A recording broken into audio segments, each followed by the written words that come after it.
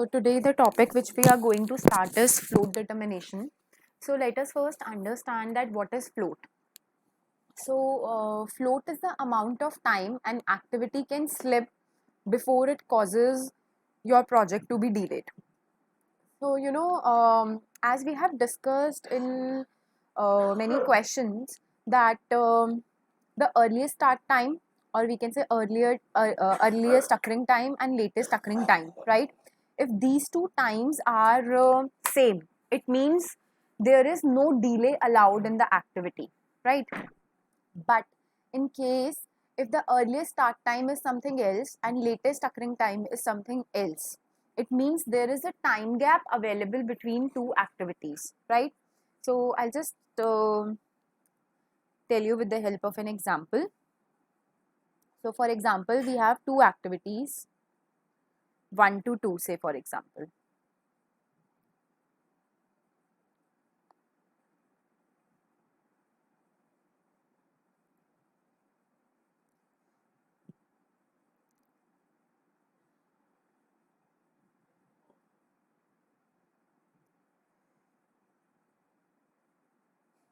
Right, so this is activity 1, event 1, and this is event 2. This is our activity. So all the events have two parts, earliest occurring time and latest occurring time. So the first half is earliest occurring time, EOT.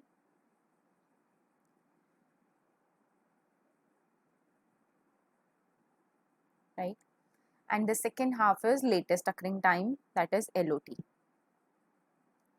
Right. So here we write the duration of the project of the activity. So for example, here the duration is 5, right? So for example, here its EOT is, say for example, 2. So this becomes 2 plus 5, this becomes 7, right? So for example, I'll just remove this duration which is given here for time being, okay? So for example, its latest occurring time is for example, this is 9, okay? This latest occurring time of activity 2 is 9, and activity 1's LOT is 2, right? So here you can see that EOT and LOT of event 1 is same, 2 and 2. It means there is no delay allowed in this activity, right? There is no delay allowed because the earliest occurring time and the latest occurring time are same. But if you see event 2, its earliest occurring time is 7 and latest occurring time is 9, right? So here a delay of 2 weeks or days whatsoever is the unit is allowed. So this is what we call slack also, right? This is slack. So float is also known as slack, right? So in very layman language, we can say that float is the extra time available to complete an activity or an event, right? So for event 1, there is no extra time available. It means float is 0 or slack is 0. But for event 2, there is some extra time available. If you are not able to complete in 7 weeks, for example, you can complete it in 9 weeks, right? So there is a float of 2 weeks available for you. So this is called float, the extra time available to complete an activity, right? So here in float, we have 3 types of float available, right? So the very first type of float is total float, right? This is called total float. The total float of an activity is the extra time available to complete the activity if it started as early as possible, right? If the activity starts as early as possible, it means it will start from here. from this 2, right? As early as possible. I'll just underline it. It started as early as possible. It means it will start from here. From here it is starting, okay? Without delaying the completion of the project, the total float represent the float under most favorable circumstances. So this total float is basically the float under most favorable circumstances. It means there is no delay in the start of the activity. It is starting at EOT of the first event, right? So this line is basically activity. This is event 1, this is event 2. So this whole activity will start with 1 and ends with 2. So we are saying that this total float is considered to be the most favorable situation, and where your activity starts at the earliest occurring time of the first event, right? So it is starting at EOT of event 1, right? For example, your activity is 1 to 2, like I have just made above. This is 1 to 2, right? This is 1 to 2, and it is starting at the EOT of event 1.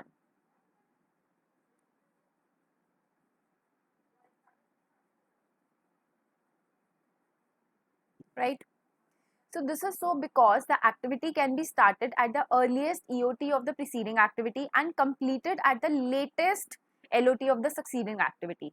And it is going to start from here, from 2, and it is going to end here, LOT of the second activity. It means you have the maximum time span available to you because it is starting at the EOT of the first event and ending at the LOT of the second event, right? So here it will end at the LOT of 2. So you are having maximum time available. So total float is a situation where you have maximum time available to complete an activity. So here you can see the formula of total float. The formula for total float is LOT of J. We have to calculate how much time we have to complete, how much extra time we have to complete an activity. So how much time, because it is starting at the EOT of the first event and ending at the LOT of second event. It means what formula we will apply here? LOT of J. See, I and J we apply for 1 to 2, for example, right? For if activity is 2 to 3, we'll write as 2 to 3. If it is 4 to 5, we'll change it as 4 to 5. But here I am giving you this example, so I am taking it as 1 to 2. So total float of 1 to 2 here is how much? So LOT of J, so you can see here the LOT of J is 2 because here I is 1, I is 1 and J is 2, okay? But of course it will change if the activity will change, right? So I have to calculate a total float of 1 to 2, 1, 2, right? So LOT of J, what is the LOT of J? This is 9. So 9 minus EOT of I is 2. From here I am taking it 2, right? Minus the duration. So for example, the duration I took here was 5, right? So here I will write 5. So 9 minus 2 minus 5 is 2. So the total float you have is 2. It means you have extra time of 2 weeks available to you to complete this activity as per total float, right? So here we have 2 more type of floats. We have basically 3 types of float. First type of float we have discussed, that is total float. Now we will be discussing free float. So I'll just make that event again. So this is 1 to 2. Again, I'm taking the same example, okay? So this is 1, this is 2.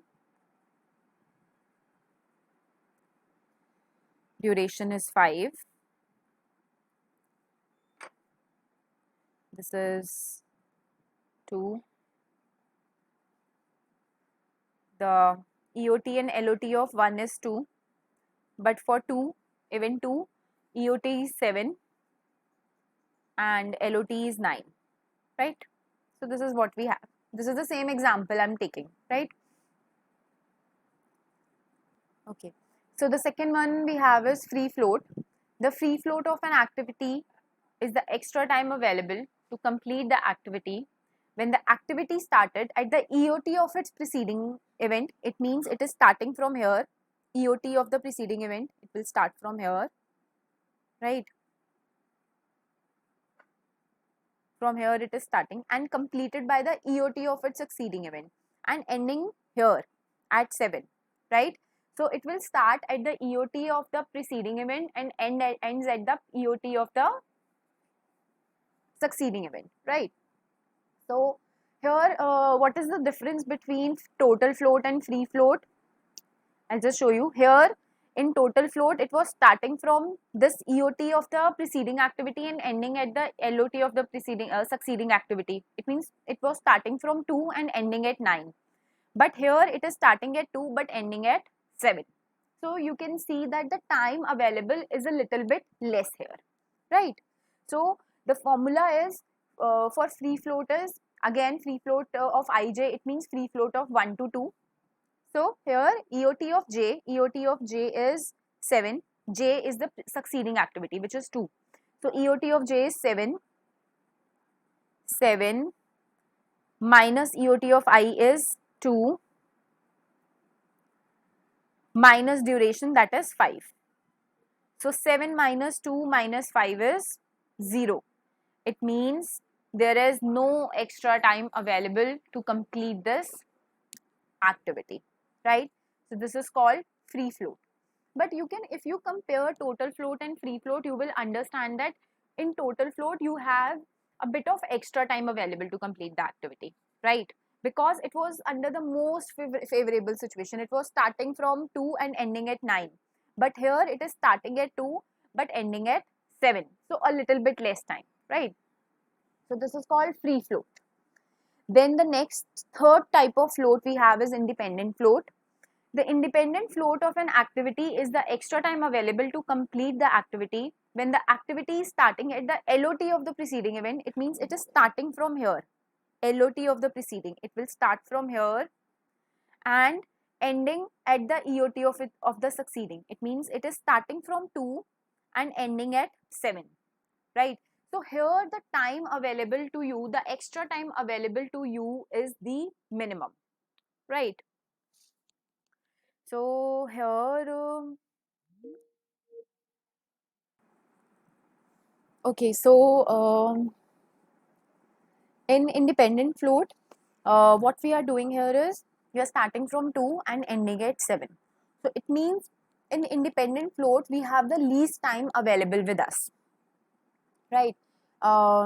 Because we are starting with the LOT, we are starting from here, right, and ending here. This is called independent float, right? This is independent float. Here we have the least time available. It is under the most, worst situations.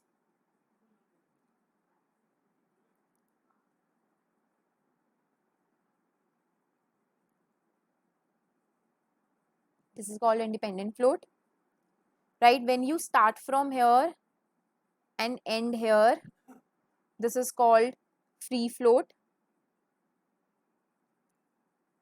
right? And when you start here and end here, second, this is called total float. So, very easily you can remember these formula if you understand this diagram which I have just made here, right? So with the help of this diagram, you can understand what is independent float, what is free float and what is total float. Total float is starting from here, from EOT of 1 and ending at the LOT of 2, right? Independent floater, free floaters starting from EOT of 1 and ending at the EOT of 2. But independent floaters starting at the LOT of 1 and ending at the EOT of 2, right? So you have maximum time available in total float and minimum time available, extra time available in independent float, and in free float you have, you know, very normal time available. But in present case, the example which I have took here, if you can see, because the EOT and LOT of one is same, so there is not much difference between free float and independent float. But if EOT and LOT of one would have been different, then this independent float and free float would be different. So you can see here in independent float, the formula is EOT of J. It means EOT of J is 7. J is the second active event.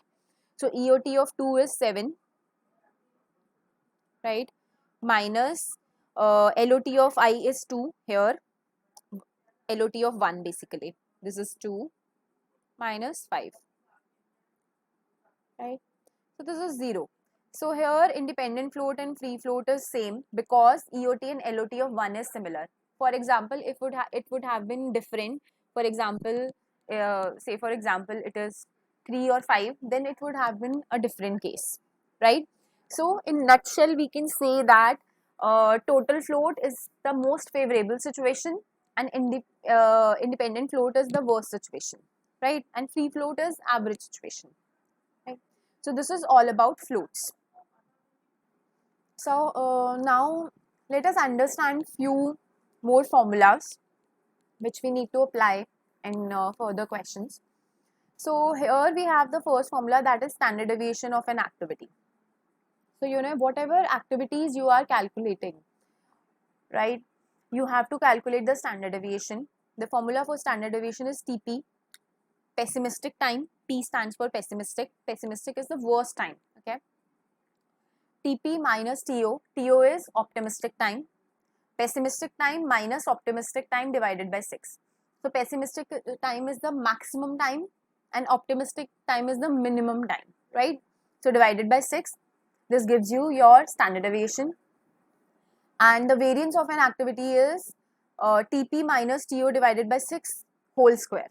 So the formula for variance is square of standard deviation. So the same thing we are applying here, right? So these are the two formulas which we need to consider: standard deviation of the activity and variance of an activity, right? So here what do we need to do? I am just taking one example for you. So you are required to calculate expected duration, variance and standard deviation of each activity. So three things we have to calculate here. So we have optimistic time given to us, most likely time, and pessimistic time already given to us for all the activities. What we are going to do, we will calculate three things: expected duration, that is TE. The formula for TE we have discussed in our previous classes, right? So variance and standard deviation. So the formula for TE is this: TO plus 4TM plus TP, optimistic time plus 4TM, 4 into most likely time, plus pessimistic time divided by 6, right? So this is the formula which we have applied here. So TO is 8 in plus 4TM. 4TM, TM is 12, 4 into 12 is 48. So 8, I'll just solve it here for you. 8 plus 12 fours are 48. 48 plus 16 divided by 6, right? So the answer is 12. Okay. So this is how we have calculated total average time or expected time. It is one and same thing of each activity. For B1 plus 2 4 is 8, 1 plus 8 plus 3 divided by 6. For here 2 plus 4 6 are 12, 2 plus 12 plus 5 divided by 6, this is 3.17. 3 plus 4 into 6 plus 9 divided by 6 equals to 6. 2 into 4 5 are 20 plus 2 plus 20 plus 8 divided by 6. This is 4 plus 24 plus 8 divided by 6. So this is how we have calculated expected time for each activity, right? Moving forward, Now we need to calculate standard deviation and variance of each activity. For standard deviation, we have formula TP minus TO divided by 6. So we need to see what is the TP and TO of each activity. Let's just see. Here TP is 16 and TO is 8. So 16 minus 8. Formula was TP minus TO divided by 6. So TP is 16 minus 8 divided by 6. Right? So 16 minus 8 is 8. 8 divided by 6 is 1.33. And to calculate variance, we'll just square it. 1.33 into 1.33. We'll get this. Okay. So similar thing we'll do for rest of the activities. For example, activity B, TP is 3 minus TO is 1. 3 minus 1 divided by 6, 0.33, right? So, similarly, we'll calculate standard deviation and variance of the rest of the activities, right? So,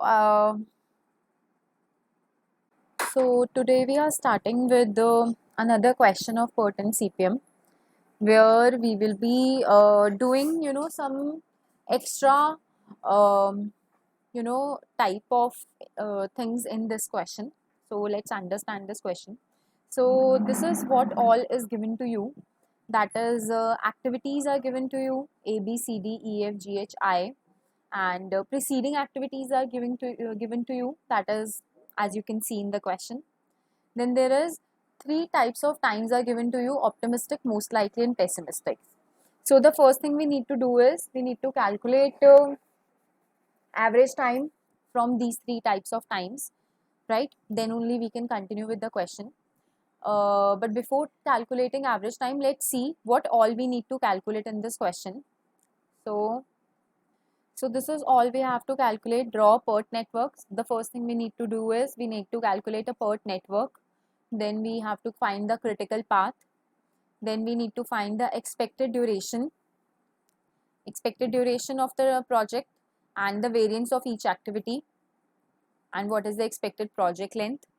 So the project length and expected duration is one and same thing. Okay.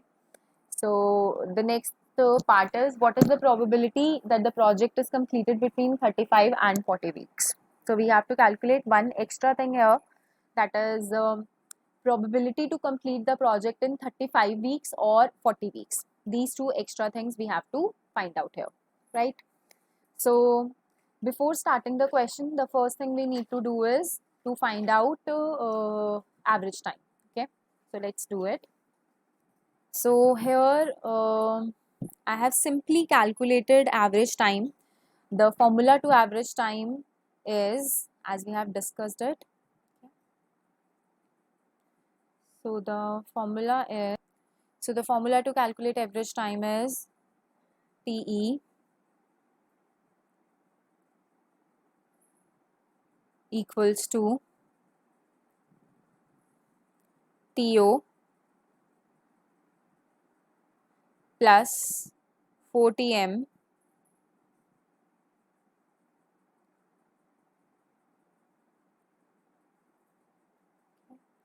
plus TP, optimistic time, plus 4 into average time divided plus pessimistic time divided by 6. So this is the formula to calculate average time. This is also the weighted average of three types of times, right? So here I will apply the same formula. 4 plus 7 fours are 28 plus 16. So 4 plus 28 plus 16.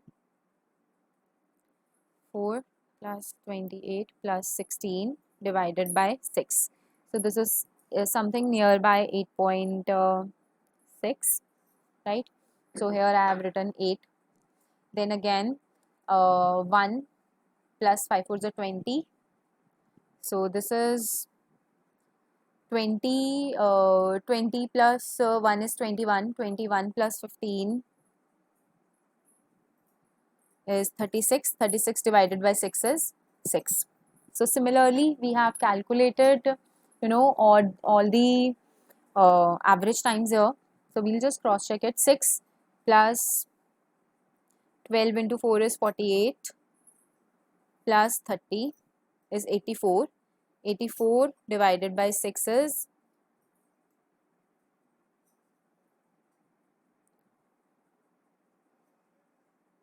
14, right?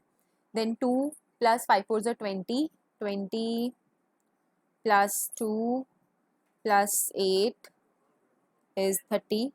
30 divided by 6 is 5. And similarly we have calculated all the remaining parts. So here there is a little error. This I'll just check it out again. 4 plus 7 4s are 28 uh, plus 16. Sorry, it is 8 only. So this is 48. 4 plus 40, 4 plus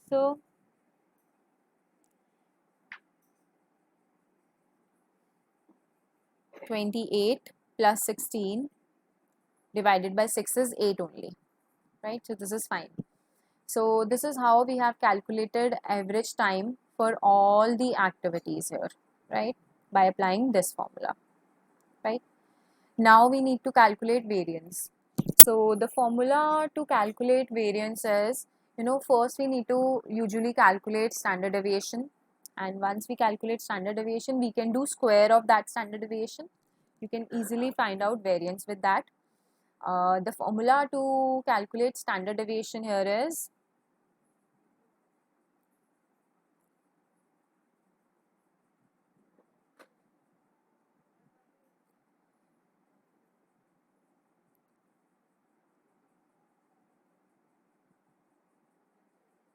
so the formula is TP minus TO, pessimistic time minus optimistic time divided by 6. So this is the formula to calculate standard deviation. So let's first see the standard deviation of this first activity A. So 16 minus 4 is 12, right? So 12 divided by 6. This is 16. I'll just calculate standard deviation here. 16 minus 4 divided by 6. So 16 minus 4 is 12. 12 by 6 is 2. So this is 2. The standard deviation of this activity is 2, right? And if we want to calculate variance from standard deviation, what do we have to do? We need to square this, right? So this 2 is the standard deviation of the activity. And from this standard deviation, we can calculate variance by squaring it. So this is square of standard deviation. So if I want to know what is the formula for variance is, so variance is square of standard deviation, very simply. Okay. Square of standard deviation. So similarly, we'll see the variance of second activity. So 15 minus 1 divided by 6. So this is 14 by 6. Okay. So if we cancel out 14 by 6, it becomes 7 by, let me see. So this is 14 by 6, right? So, right. So this is, so here you can see that this is 14 by 9. Now similarly for third activity, this is 30 minus 6 is 24. 24 by 6 is 4. 4 into 4 is 16. So this is variance. Again we'll see 8 minus 2 is 6. 6 by 6 is 1. Square of 1 is 1. 17 minus 5 is 12. 12 by 6 is 2. 2 2s are 4. Similarly we have calculated variance for the rest of the activities. Okay. So now let's make the network.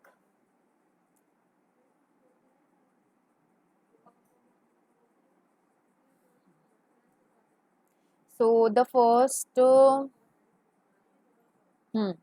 So the first activities are A and B, and there is no preceding activity for A and B.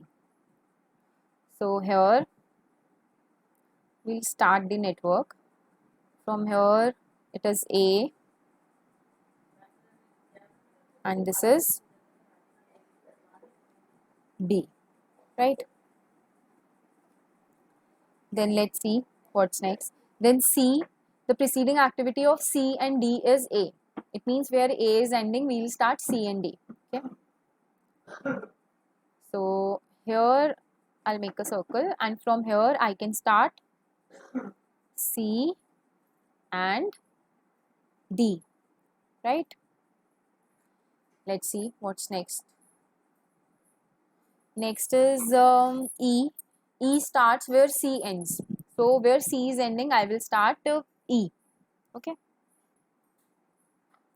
So here I'm writing E.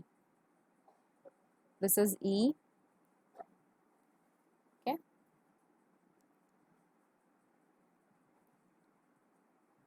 This. Then we'll see what's the next activity. Next we have F. So the preceding activity of F is D. Okay, one thing you must see whenever you make a network, like you can see here, E and F should end together. If you will not see it at initial stages, then you have to, remake your network. So here I am already seeing that E and F should end together. So what I'll do, I'll start F where D is ending, but I will combine E and F. Okay. So what I'll do first is I'll start F where D is ending. So here I will start F. From here I will start F. But I will end F with E because E and F must end together as it was given in the question. Right? Okay. Then we'll see.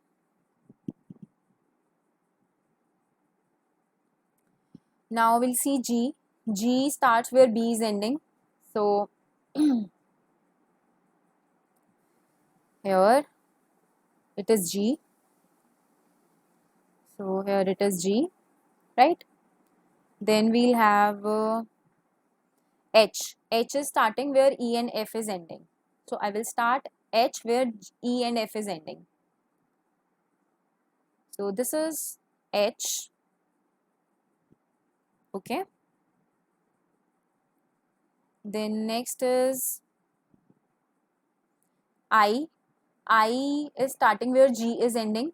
So, from here I will start I. But I cannot end I at an open end like this. I cannot end it like this because then there would be two endpoints. What I need to do, I need to combine two endpoints. So instead of making it like this, I will combine H and I.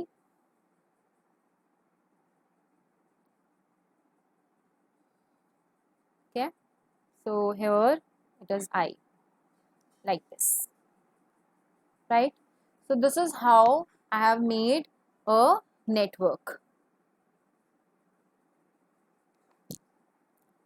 Now what I'm going to do, I'm going to allot times to each and every activity. So first I'll divide the whole network into few parts. Okay, like this.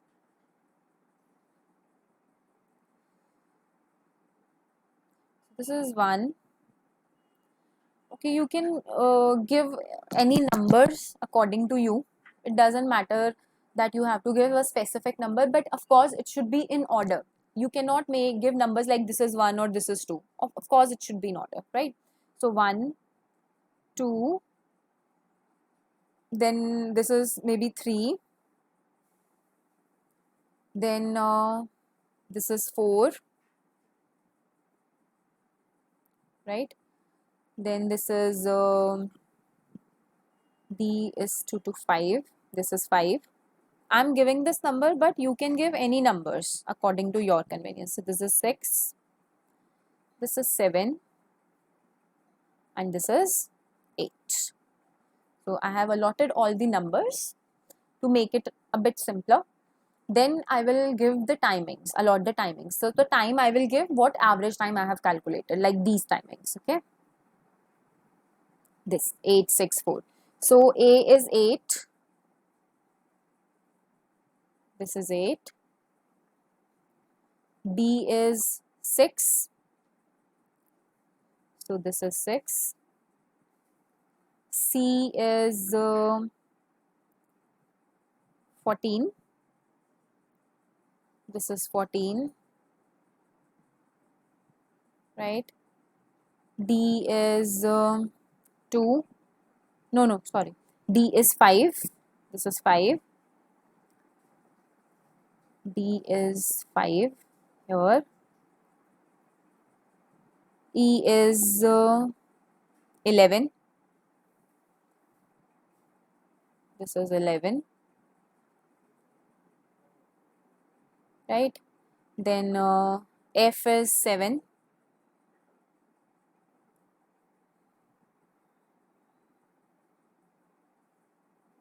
Right?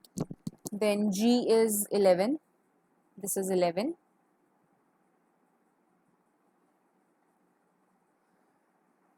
H is 4. And I is 18. So I have allotted timings to all the activities. Okay. Now I will find the total duration of the project. Okay. I will divide each and every event into two parts like this.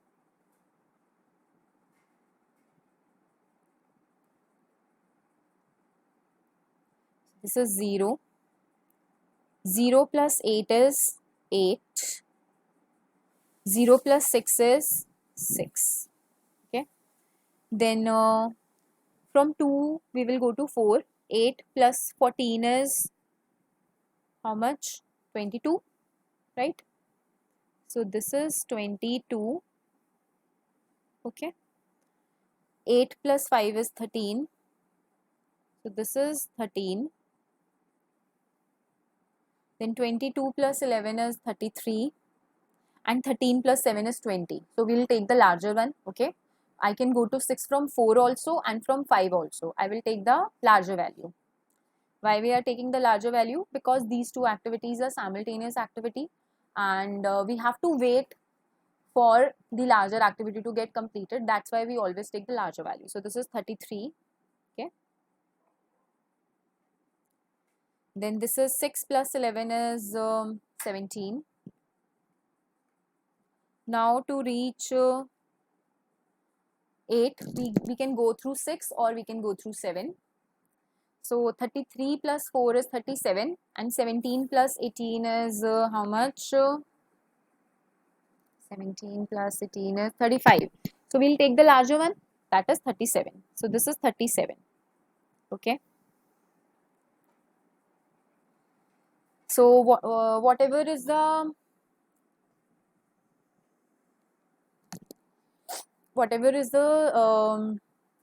EOT of the last activity, that would be the LOT of the last activity. This is 37. So 37 minus 4 is 30. See, yes, from 8 I can go to 6 and from 8 also I have to go to 7.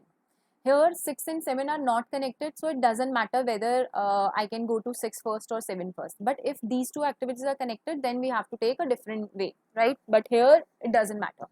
So 37 minus 4 is 33. And 37 minus 18 is how much? 37 minus 18 is 19. So this is 19. Okay. So from 6 I have to go to 4. So 33 minus 11 is 22. Then 33 minus 7 is 26. This is 26. Now 22 minus 14. To reach 2 we have two ways. We can come from 4 also or we can come from 5 also.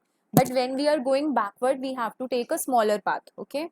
So this is 22 minus 14 is 8 and 26 minus 5 is 21. So I'll take the smaller part. This is 22 minus 14. It becomes 8. Okay. So from here, from 19, from 7 I have to go to 3. So 19 minus 11 is 8. Now to reach 1, I can go from 2 to 1 or from 3 to 1. So this is 8 minus 8, 0, and 8 minus 6 is 2. Of course, I'll take the smaller one. So this is 0. Okay. So this is how I have made my network, right? So now we will find the critical path. How do we calculate critical path? We need to find slack of each activity. What is slack? Slack is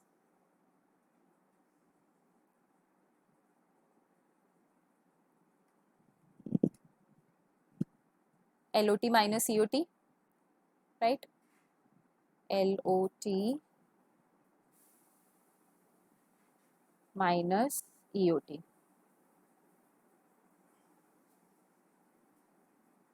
Right? So 0 minus 0 is 0, 8 minus 8 is 0, 8 minus 6 is 2, 22 minus 22 is 0, 26 minus 13 is 13, 33 minus 33 is 0, 19 minus 17 is 2, and 37 minus 37 is 0. So critical path is combining all the critical activities. So here the critical activities are those whose slack is 0. Slack 0 means there is no extra time available to complete the activity. For example, activity 5, 3 and 7 have extra time to complete the activity, but 1, 2, 4, 6 and 8 does not have any extra time to complete the project, right? So critical path CP is 1 to 2, 2 to 4, 4 to 6 and 6 to 8. So this is our critical path, right? So there are few things which we were supposed to calculate in the question. First was to make a PERT network, which we have prepared already. Second was to find the critical path, that also we have calculated. Then the third is expected duration of each path, expected duration of the project or project length. It is one and same thing. So expected duration is 37, the final one, right? So one more thing, if you understand, so see what I can do, I can write the time taken by these critical activities. So 1 to 2 is taking 8, 8 plus 14, for 2 to 4 is taking 14, okay? 4 to 6 is taking 11, and 6 to 8 is 4. Okay, so let's add it. What we are getting, 14 plus 8 is 22, 22 plus 11 plus 4, 37. See, it is coming 37 only. So, you know, critical path is the longest path, right? So, if you add any other path, for example, there is one more path which is not critical, right? So, for example, 1 to 3, 3 to 7 and 7 to 8. So, how much time it is taking? 6 plus 11 plus 18. So, what is 6 plus 11 plus 18? 6 plus 11 plus 18 is 35. So, you know, if you find out n number of paths in this, like we have majorly 3 paths. One we have identified that is critical path. Then there is 1 to 3,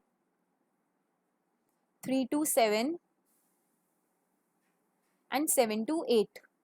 How much time it is taking? 35, right? And the other path is 1 to 2, 2 to 5, 5 to 6 and 6 to 8. Okay. So 1 to 2, 2 to 5, 5 to 6 and 6 to 8, right? So what is the total of this path? So 8 plus 5 is 13, 13 plus 7 is 20, 20 plus 4 is 24. So this is 24. So we are getting 3 paths in this network, but the longest path is the critical path, or we can say whatever is the longest path we can consider it as critical path. But you know, there are 2 ways to find critical paths. You identify all the paths and see which is the longest one. You can call it critical path.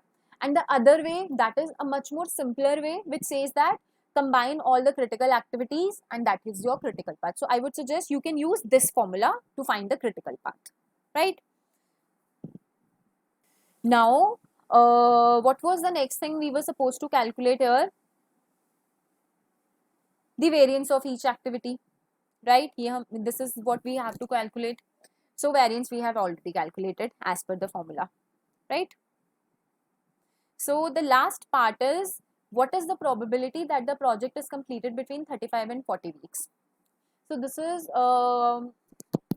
again something which we need to understand. Okay. So now we have to start with the final part of the question, that is, what is the probability that the project is completed between 35 and 40 weeks? These two things we have to calculate. When we completed this project, the time taken by the project was 37 weeks, as you can see here, right?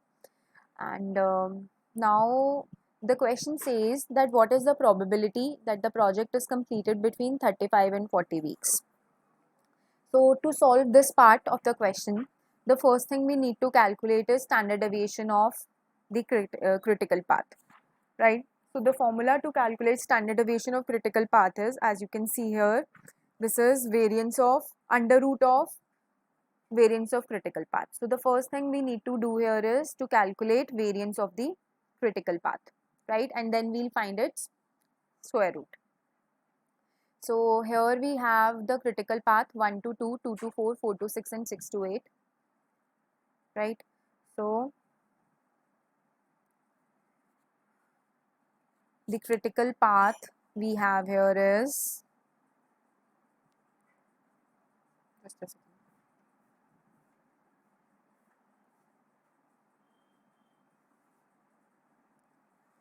Okay. So the critical path is 1 to 2, 2 to 4,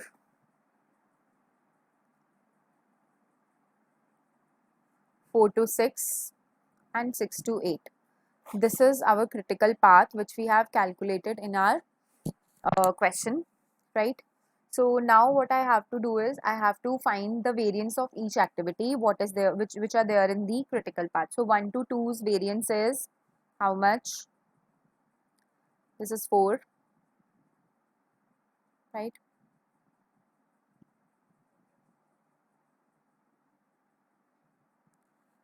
So this is 4, okay, plus 2 to 4. The variance of 2 to 4 is 16. So here it is 16 plus 16. 4 to 6 variance is 4 to 6. This is 4 to 6. The variance is 4. So this is plus 4. And plus the variance of 6 to 8 is 1. So this is plus 1. So the variance of, I'll just write it here, this is variance of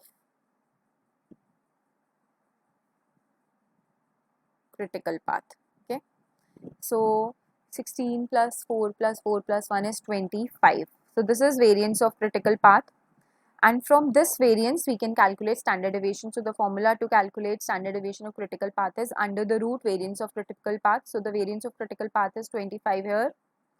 So the standard deviation here is 5, right? So standard deviation we have calculated of the critical path, that is 5. So sigma p refers to standard deviation of the critical path, right?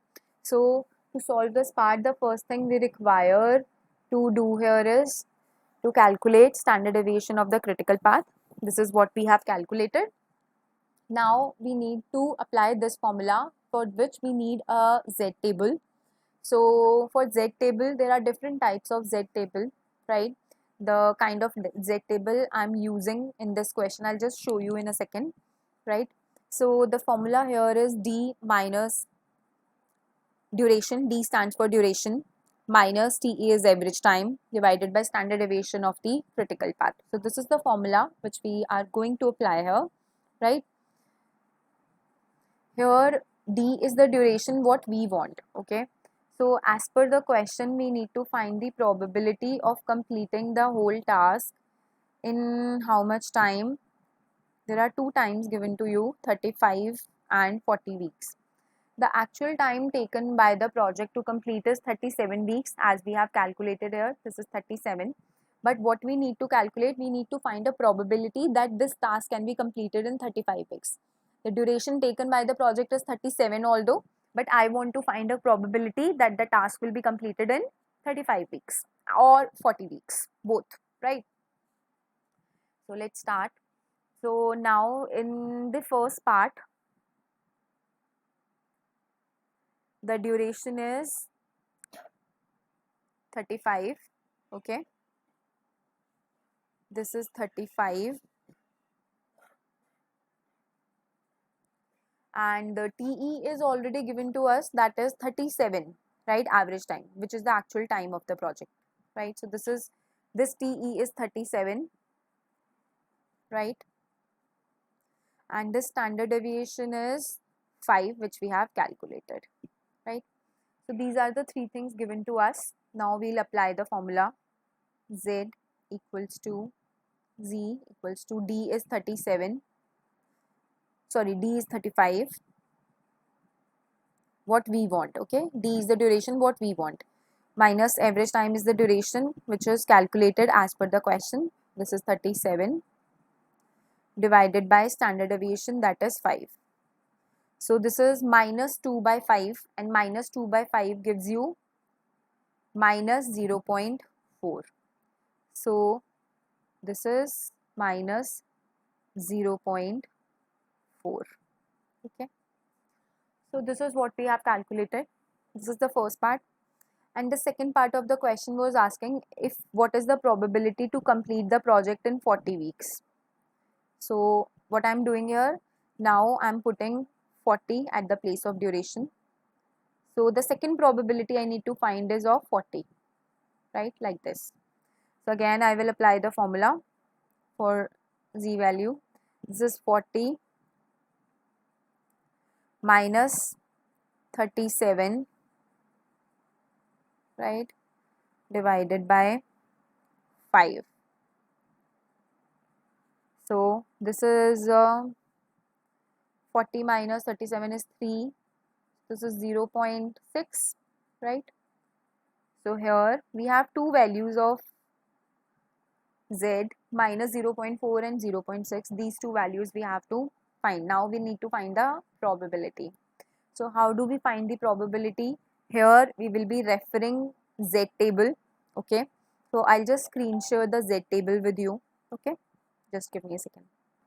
So this is the Z table available for us, right? Here the first value of Z was minus 0.4, right? So I need to find the value of minus 0.4 in this Z table.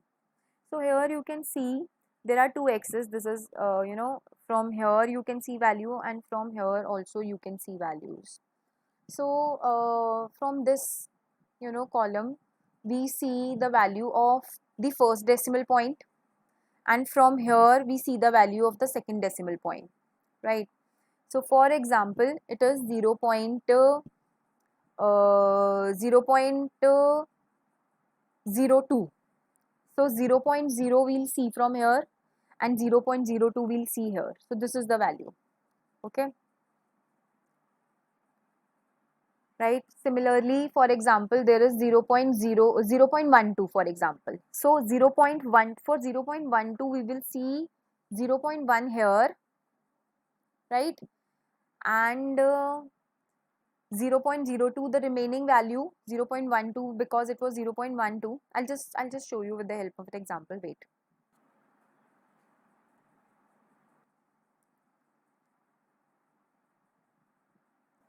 एक बार और बता रही हूँ. So here for example it is minus 0.40. So this side of the table shows the first decimal point and this row shows the second decimal point. So here what is happening, to check the value of minus 0.40, what we need to do, we need to see minus 0.40 from this side, from this column, and to see the value of second decimal point, that is 0, we need to see this row. So this for this 0 we will see 0.00. If it would have been 1, for example 0.41, so we would have seen 0.01. If it was 2, 0.02, and this is how we check the value, right? Now I'm going to check this value in the Z table, right? I'll just show you. So now we are seeing the table. For table, here you see, because I need to see the value of minus side, okay. Okay.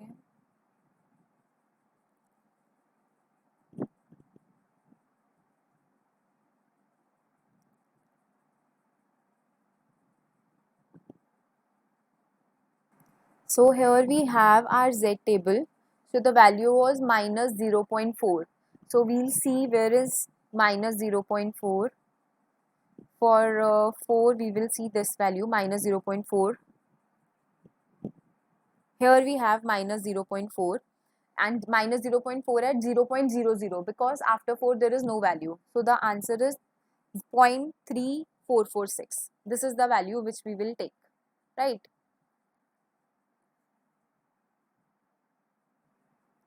So here the value of this table is this minus 0.40. Okay, again I'm telling you. So here to check the value of 0.6 in Z table, we'll see the first decimal point 0.6 here. For second decimal point the value would be 0.00, because there is no second decimal value here. So we will check for the first decimal point 0.6, and for second decimal point we will see 0.00. So at 0.6 we will see 0.00 in Z table, right? Okay, so here we need to see 0.6 at 0.00. We'll see the positive value. It was -1. The first half of the table was for negative values, and here the second half of the table is for positive values. So we need to see 0.6 at 0.00. So 0.6 at 0.00 is 0.7257. Okay. So I'll just write this value 0.7257. So here the value is 0.7257.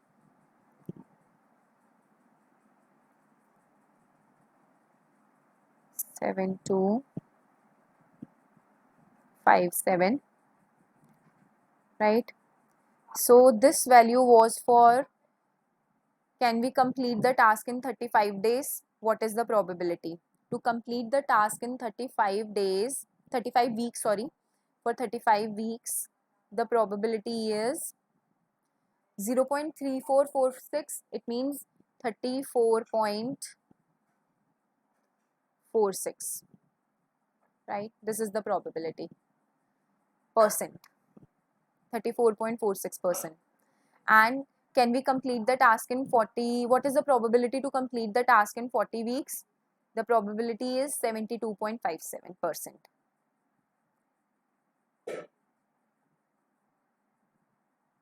Okay. So this is how we calculate the probabilities to complete a task in some other weeks or days other than the expected duration, right? So what we all need to do is, I'll just give you a recap, that first you need to calculate the standard deviation of the critical path. For that the formula is variance of critical path. You will calculate the variance of each path, add it up, sum it up, and calculate the square root. Then you will apply this formula, d is the duration what you want minus expected time divided by standard deviation. This is how I have applied the formula, and once you get the Z score, you will check it in the table for first decimal point and for second decimal point, right? And you get the values in decimal and you convert it into percentage. So this is how you calculate probabilities through Z score, right?